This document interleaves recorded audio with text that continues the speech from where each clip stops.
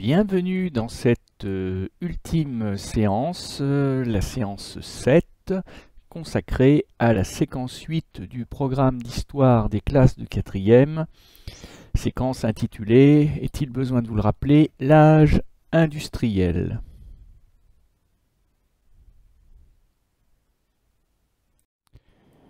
Nous avons exploré beaucoup de thématiques liées à l'âge industriel. Nous venons d'étudier lors de la dernière séance la condition ouvrière et son combat, ses revendications pour tout simplement accéder à une existence plus digne.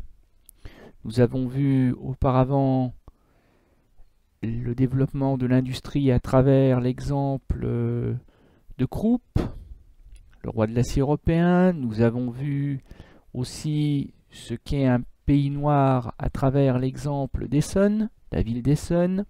Il ne nous reste plus qu'à nous pencher sur les enjeux de société et les idéologies nées à l'âge industriel.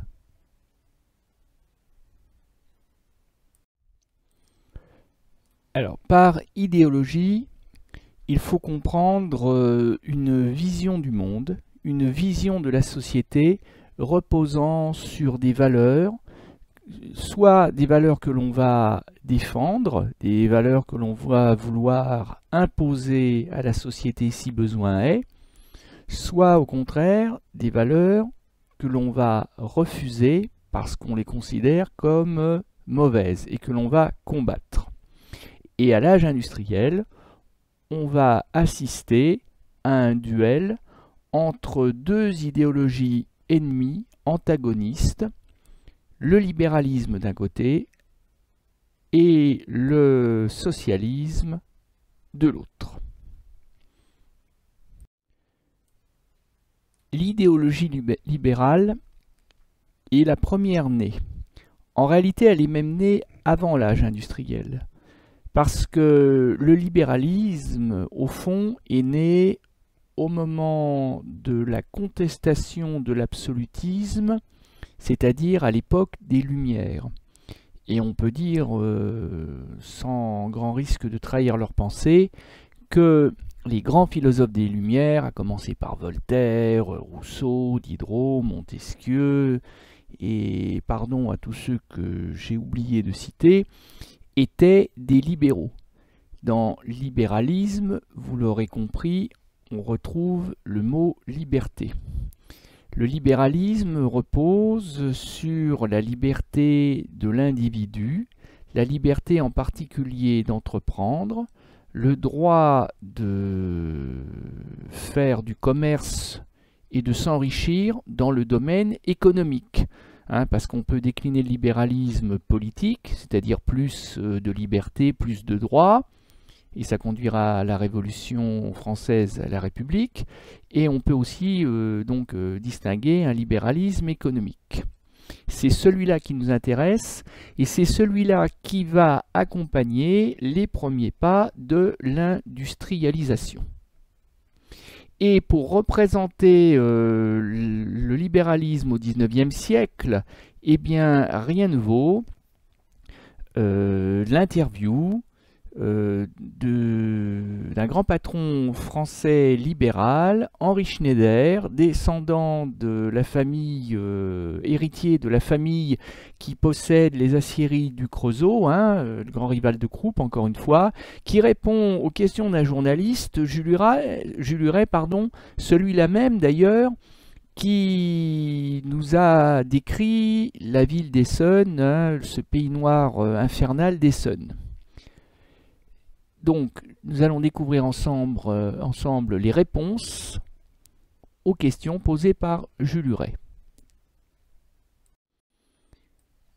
À la question qu'il lui est posée concernant les crises économiques et le chômage qui frappe de manière cyclique, de manière très régulière, l'économie européenne au moment de l'industrialisation, eh bien, le grand patron français Henri Schneider se montre fataliste. Je l'imagine en train d'hausser les épaules.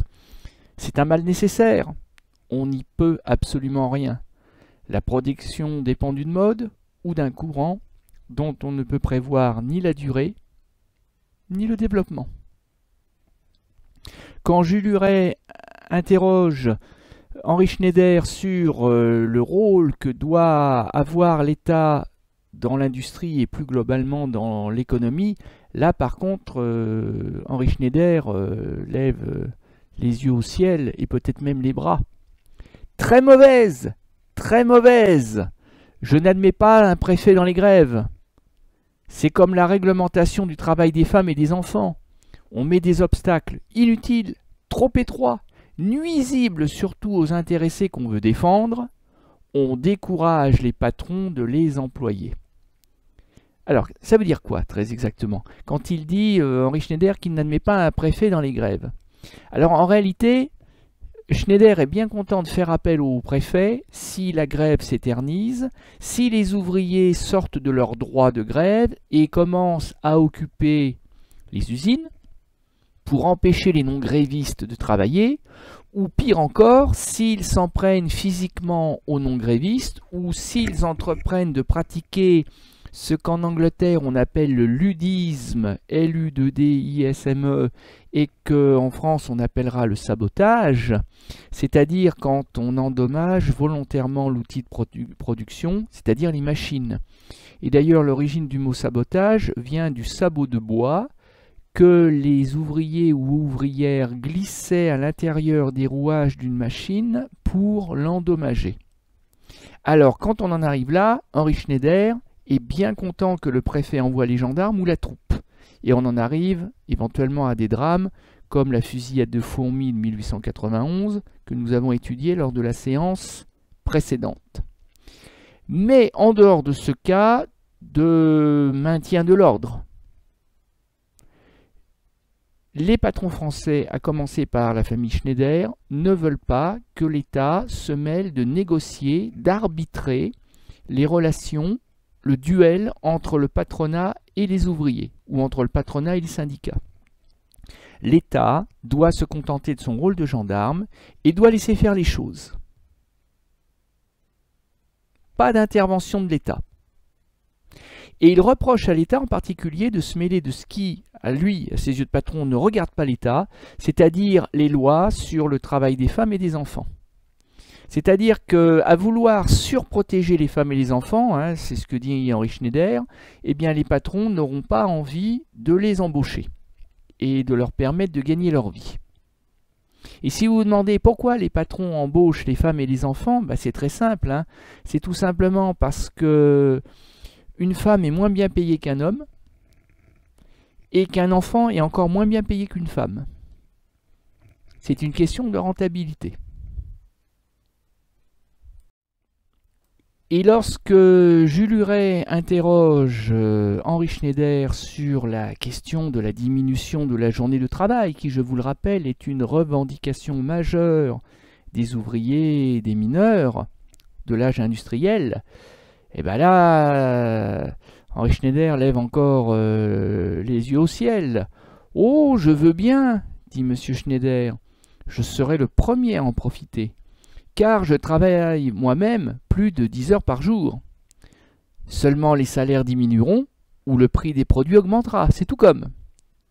Pour moi, la vérité, c'est qu'un ouvrier bien portant peut très bien faire ses 10 heures par jour et qu'on doit le laisser libre de travailler davantage si cela lui fait plaisir. » Et c'est là que l'on mesure bien le fossé qui sépare patrons et ouvriers, mais aussi l'aveuglement d'une partie du patronat français de l'âge industriel qui méconnaît les conditions de vie et de travail de leurs ouvriers ou qui font semblant de les méconnaître parce que comment est-ce qu'on peut croire qu'un ouvrier peut être bien portant quand bien même il aurait un patrimoine génétique exceptionnel?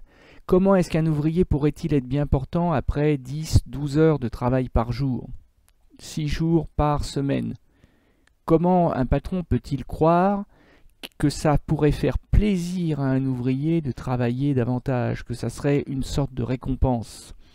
Alors évidemment, Henri Schneider, il n'est pas devenu riche par l'opération du Saint-Esprit, il est devenu riche parce qu'il porte en lui les valeurs du libéralisme, qui sont en particulier les valeurs de travail, d'ordre et d'épargne, que l'on combine donc à cette soif de liberté et de recherche du profit par l'individu. Et il est probable que Henri Schneider et ses ancêtres ont mérité de s'enrichir. Ils ont pris des risques, parce que fonder une entreprise, c'est risqué. Ils ont dû travailler beaucoup. Mais ce que Henri Schneider ne comprend pas, ou qu'il fait semblant de ne pas comprendre plutôt, c'est que même s'il travaille lui-même 10 heures par jour, ça n'est évidemment pas du tout le même travail que le travail du mineur au fond de la fosse, ou de l'ouvrier ou de l'ouvrière devant sa machine. C'est-à-dire qu'il fait peut-être un travail complexe, sans doute. Diriger une grande entreprise, ça ne doit pas être facile, mais ça n'est pas éreintant, épuisant physiquement. Et c'est ça que visiblement Henri Schneider méconnaît. Et donc forcément, si les ouvriers lisent dans le journal les propos de leur patron, ça ne peut provoquer de leur part que de la colère.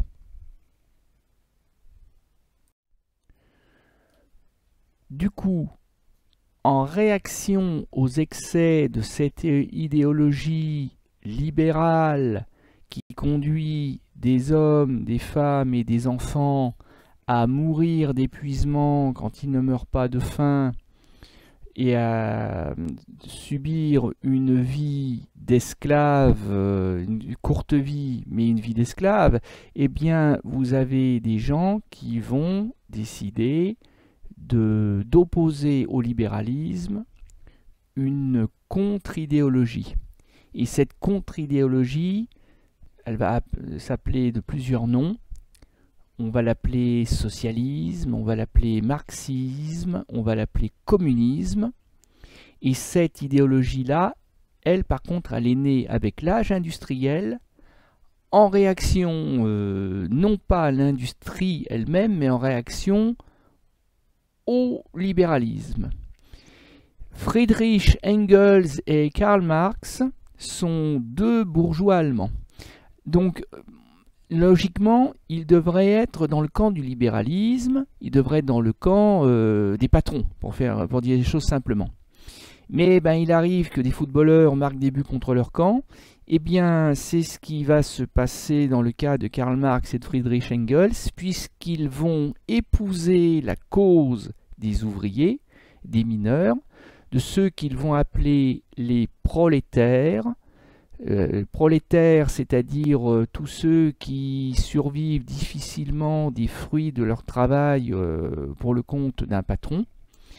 Et ils vont définir ensemble un concept, une idée, une vision de l'histoire, une vision de la société, donc une idéologie, basée sur ce qu'ils appellent la lutte des classes, opposant, selon eux, oppresseurs et opprimés depuis la nuit des temps, c'est-à-dire depuis que l'homme existe et vit en société avec d'autres hommes. Alors, lutte des classes, c'est pas les classes, c'est pas la 4e 1 contre la 4e 2, c'est pas au sens scolaire du terme. Comprenez par lutte des classes la lutte de groupes sociaux les uns contre les autres. Et vous allez mieux comprendre, je l'espère du moins, avec la diapositive suivante. Voilà, je vous ai fait une sorte de résumé de l'histoire de la lutte des classes depuis l'Antiquité jusqu'à nos jours, c'est-à-dire jusqu'à l'âge industriel, puisqu'on est censé parler de l'âge industriel au cours de cette séance. Donc que voyons-nous? Nous voyons toujours au fond la même histoire se répéter à travers des époques différentes et des continents différents. et des sociétés en apparence différentes, mais qui en réalité répètent toujours le même schéma. Un schéma binaire, c'est-à-dire avec deux camps. Alors, on va lire les images de gauche à droite et de haut en bas, hein, le sens normal de lecture. Donc, qu'est-ce que l'on voit? Dans l'Antiquité, on voit les seigneurs et leurs esclaves. Et donc, l'homme qui fouette l'autre, ben, c'est le seigneur qui est mécontent de son esclave et qui le lui fait comprendre à coups de fouet. Et d'ailleurs, le fouet va être le symbole de la domination d'un petit groupe d'hommes sur l'immensité des autres. Au Moyen-Âge, le maître est devenu le seigneur et les esclaves sont devenus les serfs, ou même les vilains, c'est-à-dire les paysans.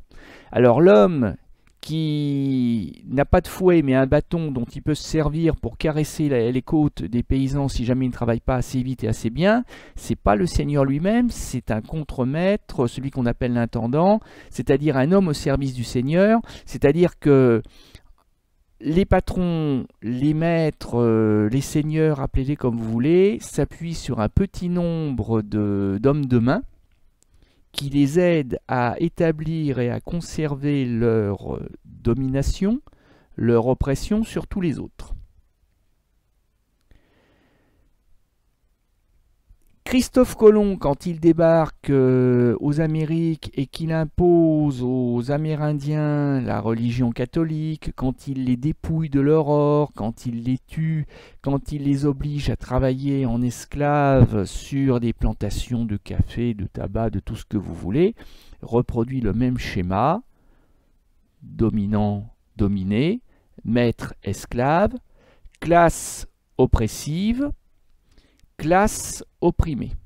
Elle est là, la lutte des classes. Quelques siècles après, les Blancs, toujours eux, sont devenus planteurs de tabac, de coton aux Antilles, en Amérique du Nord, et ils font travailler jusqu'à épuisement les esclaves noirs déportés d'Afrique dans le cadre du commerce triangulaire. Toujours cette même image du fouet qui s'abat sur les côtes ou sur le dos de l'opprimé.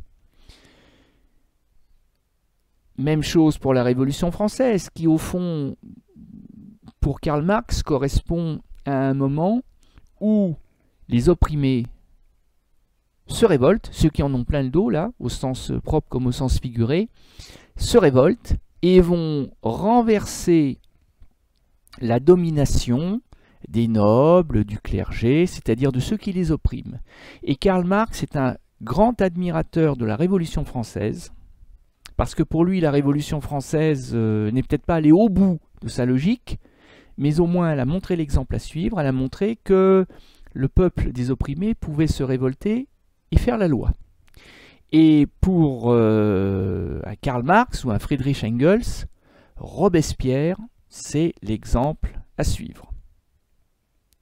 Et donc, du coup, quand on en arrive à l'âge industriel et que l'on voit l'ouvrier obligé de plier les chines, de courber le dos, de faire la révérence, de mendier son pain devant le gros patron bedonnant qui l'écrase, et vous voyez, je suis frappé par la similitude d'image entre la caricature là, du patron et de son ouvrier, et puis l'image du paysan du tiers-état courbé, ployé en deux, avec le noble et le clergé sur son dos, c'est toujours la même image.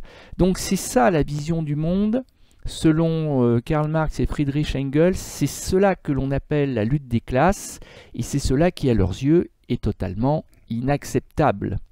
L'industrialisation, c'est la nouvelle trouvaille des dominants, des maîtres, pour continuer à exploiter, à opprimer, à écraser la foule de ceux que Marx et Engels appellent le Lumpenproletariat, c'est-à-dire le prolétariat en haillons, c'est-à-dire l'immense armée des travailleurs qui sont aussi en même temps des crève-la-faim.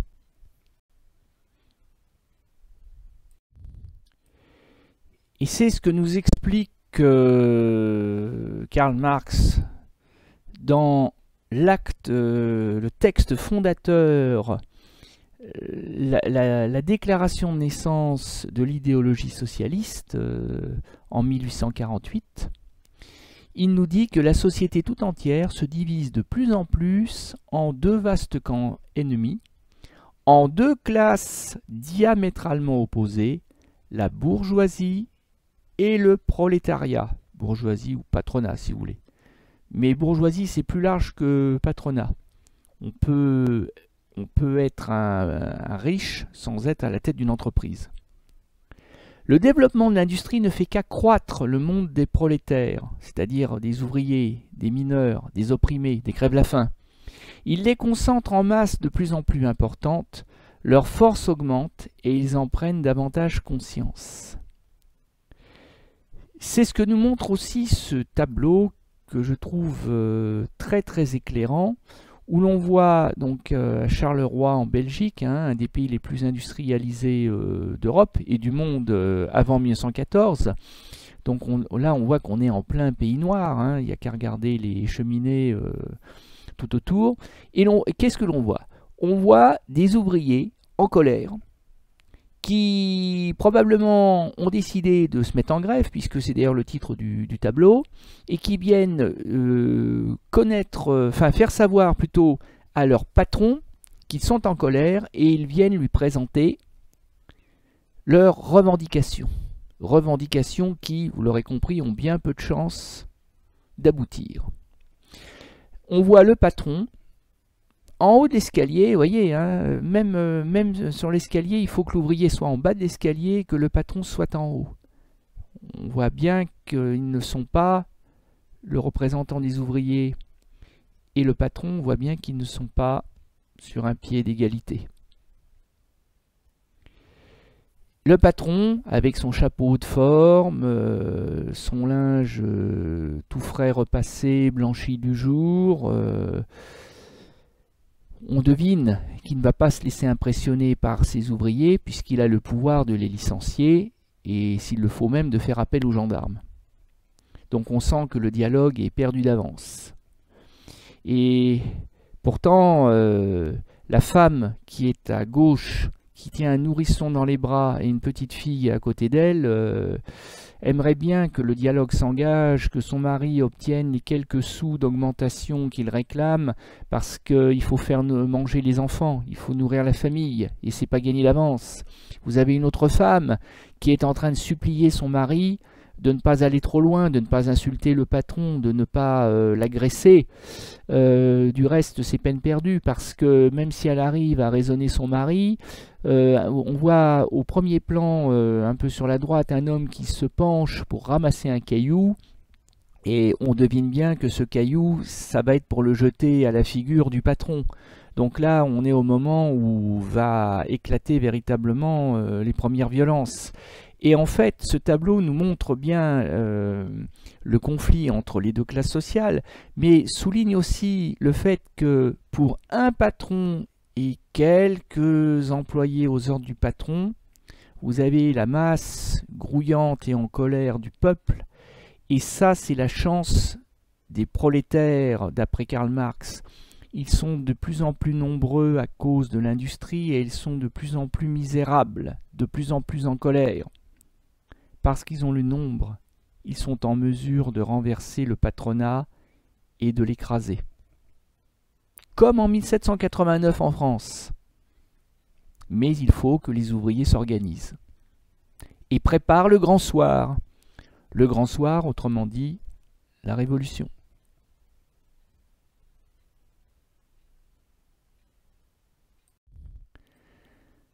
Parce que pour Karl Marx et Friedrich Engels, il ne s'agit pas d'en rester au constat, et il ne s'agit pas non plus de se contenter des miettes que le patronat voudra bien accorder aux ouvriers pour acheter la paix sociale. Les ouvriers ne veulent pas la mendicité, ils veulent le pouvoir. C'est ce qu'il explique, c'est ce qu'expliquent d'ailleurs les deux hommes dans donc, ce texte fondateur de l'idéologie socialiste et que l'on appelle le manifeste du Parti communiste, qui date de 1848. Karl Marx et Friedrich Engels écrivent que le but immédiat des communistes, c'est-à-dire les socialistes, les marxistes, est le même que celui de tous les partis ouvriers. Constitution des prolétaires en classe, renversement de la domination bourgeoise, conquête du pouvoir politique par le prolétariat. Et ça sera une conquête violente, c'est-à-dire qu'on passera pas par les urnes, parce que ça prendrait du temps, parce que ça demande que les ouvriers soient suffisamment éduqués pour comprendre où est leur intérêt, pour élire des députés, tout ça c'est trop long, il y a urgence. La révolution, puisqu'il s'agit de cela, le renversement de la domination bourgeoise, c'est la révolution, elle se fera par le nombre et par la force. Et vous voyez, là, je vous ai mis deux images qui se télescopent, mais qui, au fond, dans l'esprit de Karl Marx, se rejoignent. La grève au Creusot, que je vous ai déjà présenté lors de la séance précédente, et puis ces sans-culottes qui, au moment de la Révolution française, après la prise de la Bastille, promenaient la tête des nobles sur des piques. Et oui, eh bien, c'est cela que promet Karl Marx, que promettent Marx et Engels. Et c'est d'ailleurs pour cela que très vite, ils sont perçus comme des fous dangereux, comme des ennemis par le patronat. Et c'est ce qui explique d'ailleurs que l'allemand Karl Marx et son compère Engels, bien que de naissance allemande, ont été chassés d'Allemagne. Ne pouvaient pas coexister sur le même territoire qu'un Alfred Krupp. Et c'est pour cela que le manifeste du Parti communiste va paraître au Royaume-Uni, à Londres, parce que Marx et Engels ont été chassés d'Allemagne. Ils feront un petit tour par la France où ils seront également expulsés, parce qu'aucun gouvernement ne veut de révolutionnaires, de gens qui sont prêts à mettre la société à feu et à sang. Donc c'est pour cela que c'est à Londres que Marx et Engels vont trouver refuge et développer leur idéologie socialiste.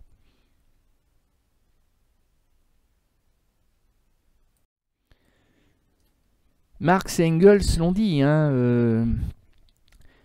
pour que la révolution se fasse, il faut que les ouvriers s'organisent. Après tout, les révolutionnaires français se sont organisés aussi. Rappelez-vous, les cahiers de doléances, l'élection des députés des États généraux. Bon. Donc là, ça sera pareil. La révolution ne va pas, comme ça, apparaître miraculeusement sur un claquement de doigts. Donc Karl Marx va fonder en 1864, tiens l'année même d'ailleurs, il n'y a pas de rapport véritable, mais l'année même où en France les ouvriers obtiennent le droit de grève, eh bien Karl Marx va fonder une internationale ouvrière dont le but, vous l'avez sur cette affiche qui se trouve sur la droite de la diapo, va fonder une internationale de tous les miséreux de la planète, de tous les opprimés de la planète, de tous les prolétaires, tous les ouvriers, mineurs, etc. Proletarier aller Länder vereinigt euch, prolétaires de tous les pays, unissez-vous. On a l'impression qu'il s'apprête à danser la carmagnole, mais c'est un peu ça d'ailleurs, parce que après tout, la carmagnole, je vous le rappelle, c'était une danse révolutionnaire au son du canon. Et on voit que cette première internationale, comme la seconde qui sera créée par Engels à partir de 1889, repose sur trois valeurs, je l'ai dit tout à l'heure. Une idéologie repose sur des valeurs. Eh bien, les valeurs du socialisme, vous les avez. Freiheit. Tiens, vous avez Marianne. Avez-vous remarqué qu'il y avait une Marianne, une femme avec un bonnet? C'est Freiheit en allemand, c'est la liberté. Et puis elle déploie ses ailes, puisque c'est un ange, elle a des ailes dans le dos. Et sur chacune de ces ailes, on voit une banderole. À gauche pour vous et moi, Gleichheit, c'est-à-dire égalité. Et puis sur l'autre, là j'arrive plus bien à lire, Brüderlichkeit, c'est-à-dire fraternité. Liberté, égalité, fraternité, ça vous dit quelque chose ça? Eh bien c'est la devise de la République française, oui, mais c'était la devise des révolutionnaires et notamment d'un Robespierre à l'époque de la Terreur. Tout est lié. Faire une révolution, oui, mais contre les bourgeois, et pas à l'échelle de la France, hein, ni même de l'Europe. Regardez sur l'affiche, hein, entre les pelles et les pioches aux pieds des travailleurs, parce qu'ils ont abandonné leurs outils de travail pour faire la révolution, on voit apparaître America, on voit apparaître Australian, on voit apparaître Europa, Africa, Asian. Et ben oui, tous les pays de la planète doivent s'y mettre.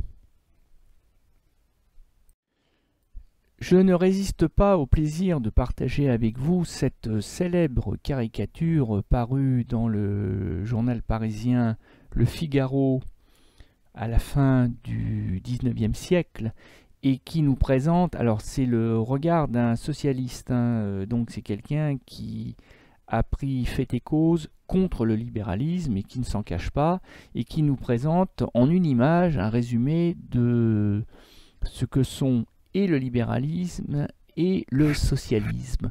Dans l'image de gauche, dédiée à la République bourgeoise et à la libre concurrence, donc autrement dit au libéralisme, et ben c'est très clairement le chacun pour soi. Et il n'y en aura pas pour tout le monde, c'est-à-dire qu'on voit des cochons, alors il a une triste vision de l'humanité, hein, Walter Crane, on voit des porcs qui s'entretuent, qui se battent pour accéder à l'abreuvoir, parce qu'encore une fois, c'est chacun pour soi. Et puis, vous avez l'inverse, vous avez la République sociale, le socialisme, où du coup, eh ben, c'est pas chacun pour soi, tout le monde a ce qu'il mérite, tout le monde a sa part de l'œuvre commune au nom de... Alors, pas véritablement de l'égalitarisme, mais en fonction de son comment est-ce qu'on pourrait dire, c'est ce qu'on disait dans la déclaration des droits de l'homme de 1789, en fonction de son utilité sociale. À chacun selon sa part.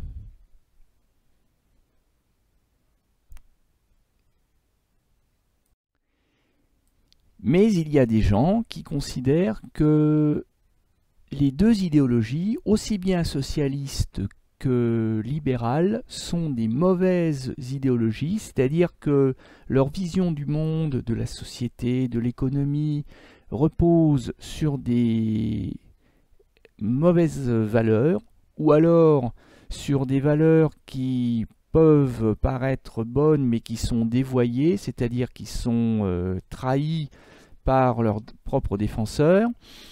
Et vous avez en particulier le pape Léon XIII, hein, dont on peut se demander pourquoi il intervient dans le débat, mais qui va donner son point de vue sur l'industrialisation, tout simplement parce que l'Église catholique est l'une des grandes perdantes de la société de l'âge industriel. Parce qu'avec l'âge industriel, eh bien en fait, vous avez des gens qui vont abandonner les campagnes, hein, beaucoup de petits paysans pauvres sans avenir vont abandonner la campagne pour aller se faire embaucher dans les mines ou dans les usines, et ils vont quitter une société où le curé de l'église avait la possibilité de surveiller tout le monde, de contrôler que tout le monde venait à la messe. Eh bien, les gens qui vont aller grossir les populations des villes vont finir par ne plus aller à l'église, vont se détourner de la pratique religieuse. on est dans ce qu'on appelle la déprise religieuse. C'est à partir de cette époque que l'Église perd son influence, en particulier sur ceux qu'on appelle les petites gens, hein, les pauvres, les prolétaires. Et le pape considère que l'Église doit reprendre les choses en main, sous peine d'être marginalisée.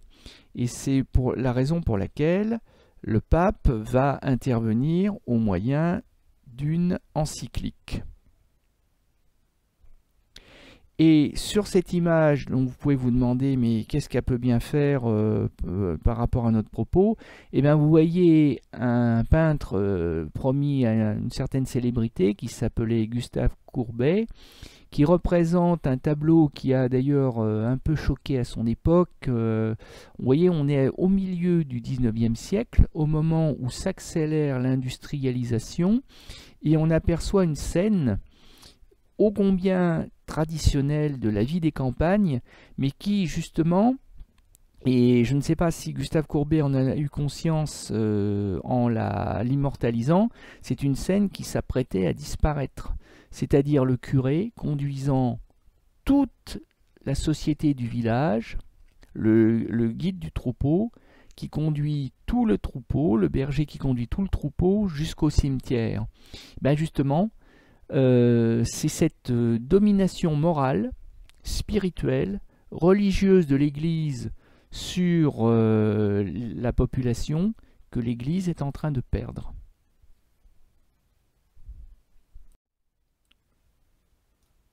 Une encyclique, c'est, disons, une lettre ouverte, un livre si vous préférez. Le pape va s'adresser à qui voudra bien le lire, donc au départ, évidemment, aux catholiques. Et cette encyclique, comme toutes les encycliques, est écrite en latin, puisque c'est la langue officielle de l'Église catholique.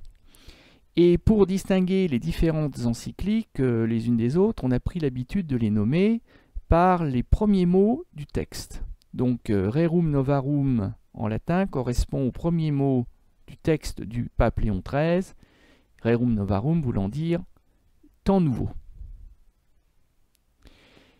Et en 1891, quand le pape Léon XIII prend sa plume pour s'adresser aux catholiques, eh bien il donne l'interprétation officielle de l'Église sur les problèmes de société et de morale que pose selon lui l'âge industriel.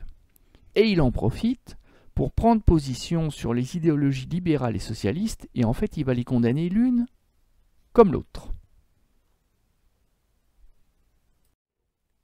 Le pape part d'un constat simple que tout le monde peut faire sans être d'ailleurs forcément catholique, hein, à savoir que l'industrie s'est développée et ses méthodes se sont complètement renouvelées. Les rapports entre patrons et ouvriers se sont modifiés, la richesse a afflué entre les mains d'un petit nombre, ceux que Karl Marx appelle les bourgeois, et la multitude, ce que Marx appelle les prolétaires, a été laissée dans la misère. Bon, ça, c'est un constat qui est partagé même par les patrons les moins aveugles, les plus clairvoyants.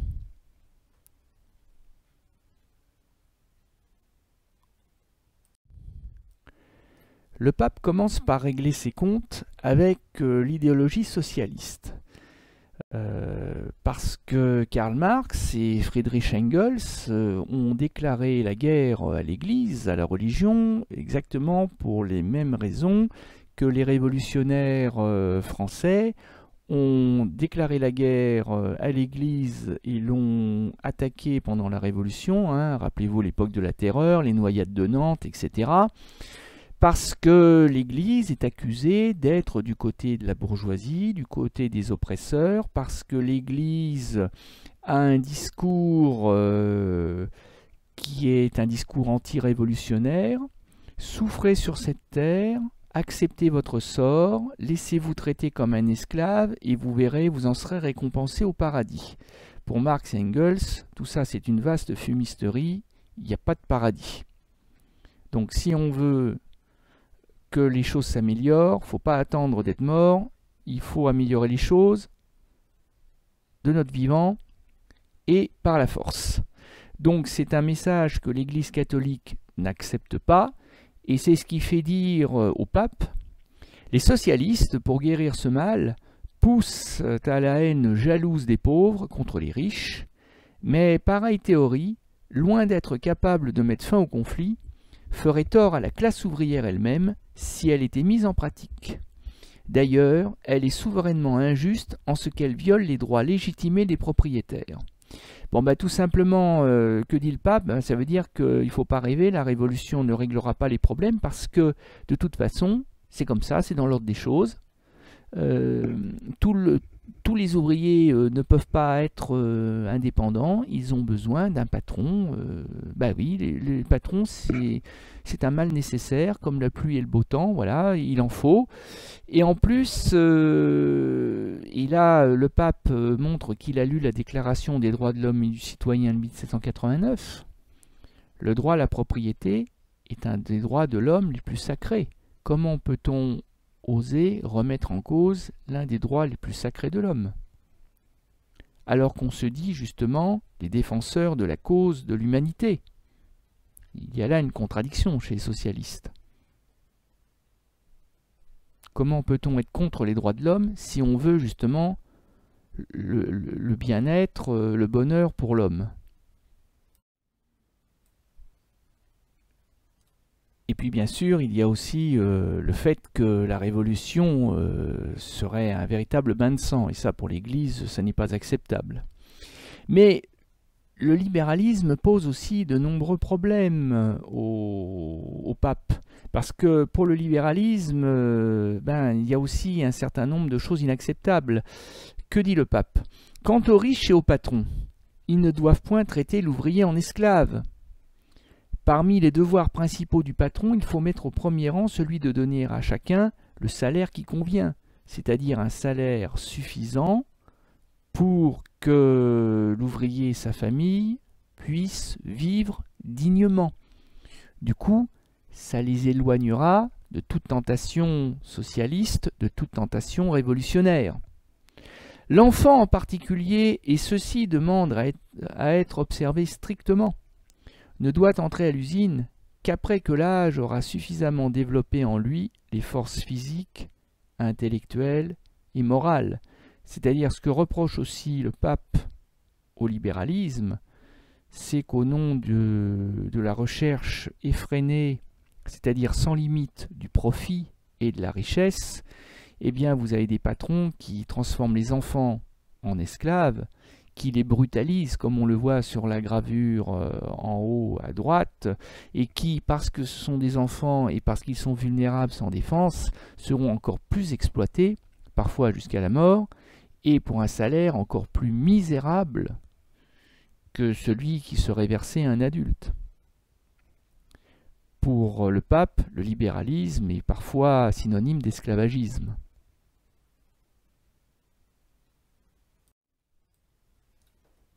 Et du coup, le pape propose une alternative aussi bien au libéralisme qu'au socialisme, et cette alternative, c'est le catholicisme social.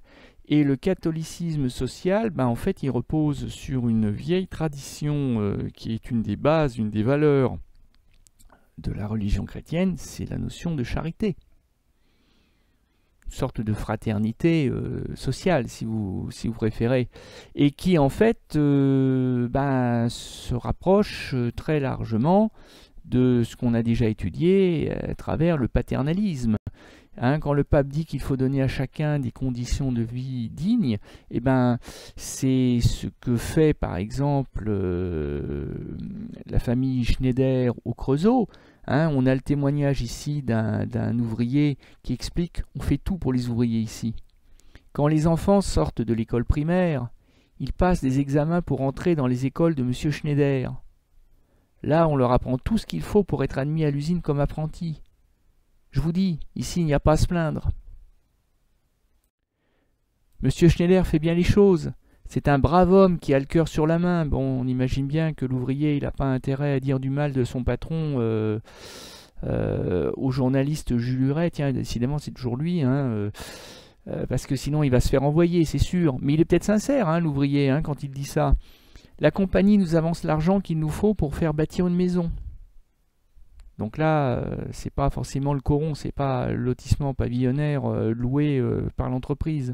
On rembourse tant par mois et au bout d'un certain temps, on a sa petite maison et son petit jardin à soi. Et ben voilà, c'est le rêve de tout ouvrier et ça le détourne de la folie révolutionnaire socialiste. C'est du moins ce que pense le pape.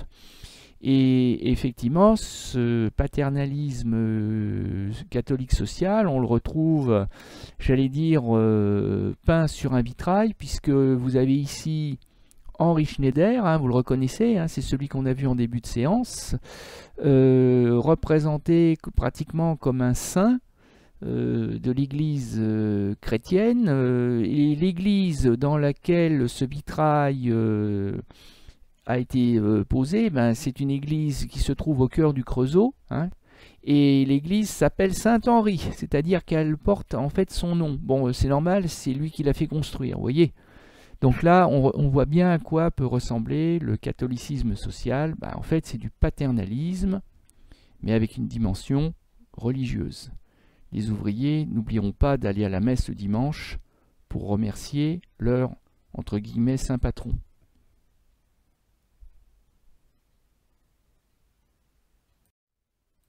Voilà, nous en avons terminé avec l'étude des documents du dossier.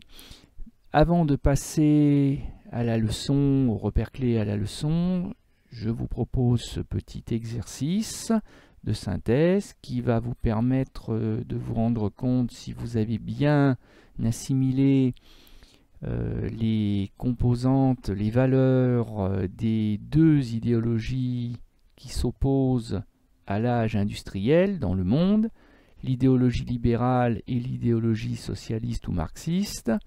Donc en fait, je vais vous demander de colorier chacune des cases du tableau ci-dessous, soit en bleu si vous estimez qu'il s'agit de l'idéologie libérale, soit en rouge s'il s'agit de l'idéologie marxiste. Et vous remarquerez très vite que chaque case est accompagnée de son contraire dans le tableau. Mettez-moi sur pause, le temps de faire tranquillement l'exercice.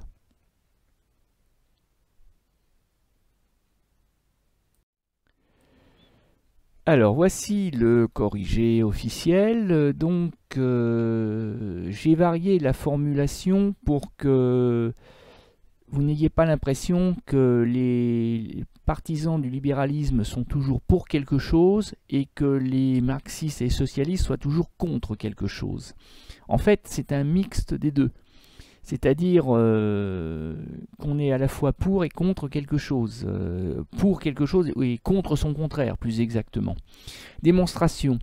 Les libéraux, les partisans du libéralisme, sont contre l'intervention de l'État dans l'économie et la société. Ils sont donc pour la recherche du profit personnel, ils sont pour la liberté d'entreprendre.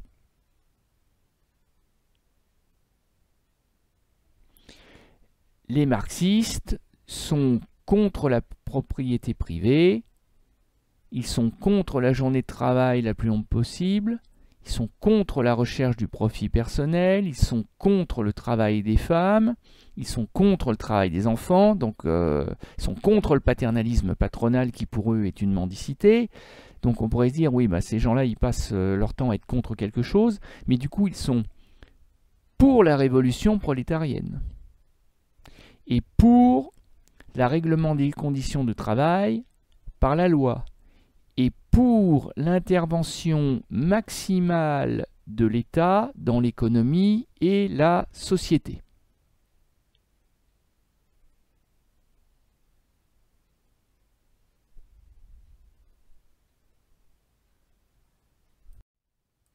Alors, quels sont les repères clés que nous avons particulièrement actionnés au cours de la séance?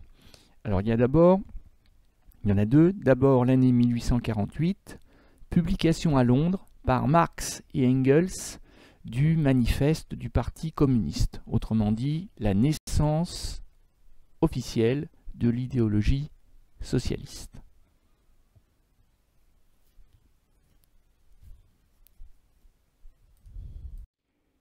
Et le deuxième repère, presque un demi-siècle après, le 15 mai 1891, l'encyclique Rerum Novarum, Temps nouveau, du pape Léon XIII, qui renvoie dos à dos les idéologies libérales et socialistes, qui les condamnent comme mauvaises, et qui va donc proposer une alternative qui lui paraît bien meilleure, celle du catholicisme social.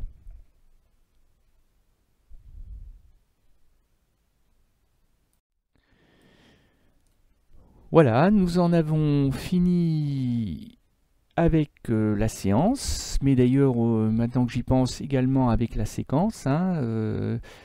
Donc, je vous propose de découvrir, et pourquoi pas, soyons fous, d'apprendre la leçon consacrée aux enjeux de société et aux idéologies de l'âge industriel. Et je vous dis à bientôt pour une nouvelle séquence qui sera ce qu'elle sera, et peut-être bien de la géographie pour changer. Bonne journée et à bientôt.